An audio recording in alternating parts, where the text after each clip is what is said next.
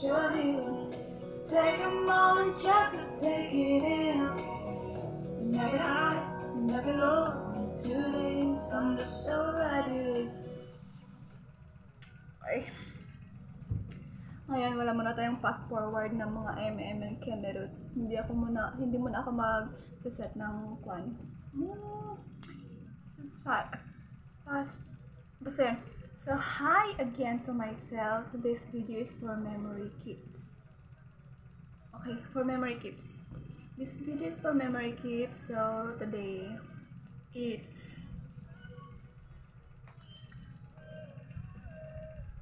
23 days to go before the Euphoria Day.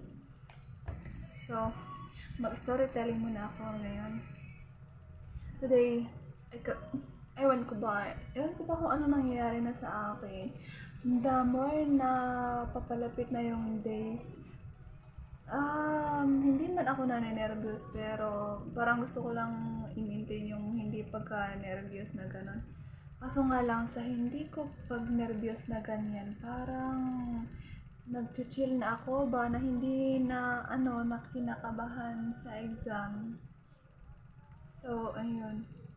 Ngayon pala may pasok sa review center ngayon para mag-rationalization ng ng mga questions.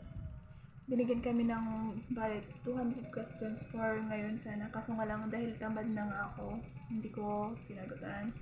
Tapos hindi na rin ako pumasok. So very worst thing talaga ang nangyari sa akin. So yan. Hindi ako pumasok ngayong araw. Walang nangyari sa aking buhay. At ngayon, magsasagot ako. At dahil pumasok si Caroline, sinend niya sa akin yung tamang sagot. So pagkatapos kong sagutan, i-check ko na lang mamaya. Okay?